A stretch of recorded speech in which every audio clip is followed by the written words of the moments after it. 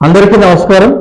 వికలాంగుల హక్కుల చట్టం 2016 ప్రకారం రాష్ట్ర కమిషనర్ అంటే వికలాంగుల హక్కుల చట్టంలోని ప్రతి హక్కుని కాపాడే క్రమంలో రాష్ట్ర వ్యాప్తంగా రాష్ట్ర పరిధిలో రాష్ట్ర కమిషనర్ ఒక హోదా ఉంటుంది.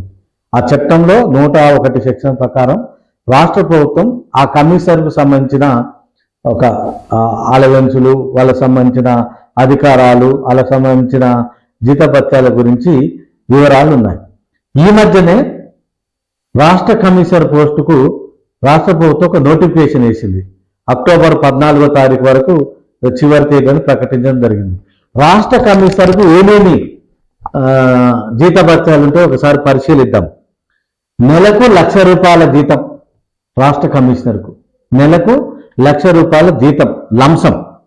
తర్వాత ప్రభుత్వ క్వార్టర్ అంటే ప్రభుత్వం ఏదైనా ఒక గృహం క్వార్టర్ ఇస్తారు, లేదా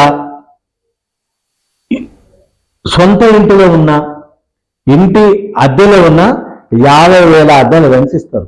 అంటే ఎంత? ₹1,00,000 జీతం, 50,000 ఇంటి అద్దె ఇస్తారు. అదేవిధంగా సొంత కారు ఉపయోగిస్తే రవాణా భత్యం, ఇంధన ఖర్చులు కలిపి 45,000 ఇస్తారు. అంటే జీతమేమో 1,00,000, 50,000 ఏమో ఒక ఇంటి కోసం, తర్వాత 45,000 ఏమో కారు పెట్రోల్ కోసం. అంటే మొత్తం ఎంత అయింది? 1,50,000, 40, 1,95,000 జీతం.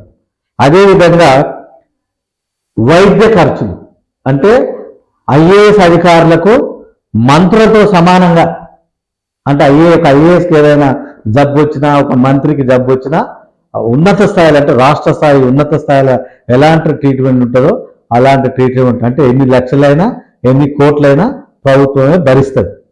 అదేవిధంగా జీవో 39 ప్రకారం మార్గదర్శక ప్రకారం స్కేలుకు తగ్గట్టు ఒక బిఎస్ఎన్ఎల్ ఫోను, ఒక సెల్ ఫోన్ కనెక్షన్, అదేవిధంగా అతనికి అధికారాలు. అంటే ఈరోజు ఒక కమిషనర్గా ఎన్నికైన వ్యక్తికి వికలాంగుల హక్కుల చట్టం రాష్ట్ర ప్రభుత్వం నిర్దేశించిన ప్రకారమే 1,95,000 చేతికి వస్తాయి. అంటే ఇంటి అద్దె కావచ్చు, వాహనాలు తిరుగుడు కావచ్చు, ₹1,00,000 జీతంతో కలిపి. వైద్యము మొత్తం కూడా ఉన్నత స్థాయిలో మంత్రులకు ఇచ్చే సమాన స్థాయిలో వైద్య ఖర్చులు. అదేవిధంగా ఒక ఇంటికి ఒక ల్యాండ్లైన్ ఫోను, ఒక సెల్ ఫోన్, దాని బిల్లులు, దాని ఖర్చులు, వ్యవహారాలు ఇవన్నీ ఇస్తారు. అంటే ఒక రాష్ట్ర కమిషనరు సెక్రటరీ హోదా, రాష్ట్ర కార్యదర్శి, ప్రభుత్వ కార్యదర్శి హోదాలో నియమించబడతారు. అందుకే రాష్ట్ర కమిషనర్ వికలాంగుడే ఉండాలి. 20 లక్షల మందిలో వికలాంగుల అగ్రవర్తులు లేరా? వికలాంగుల ఐఏఎస్ల స్థాయిలో ఉన్నారు, వికలాంగులు గ్రూప్ 1 స్థాయిలో ఉన్నారు, వికలాంగుల ఉన్నతమైన వ్యక్తులు ఉన్నారు, వికలాంగుల్లో సామాజికవేత్తలు ఉన్నారు, వికలాంగుల అత్యున్నత స్థాయిలో అంతర్జాతీయ జాతీయ స్థాయిలో అవార్డు పొందిన వ్యక్తులు ఉన్నారు.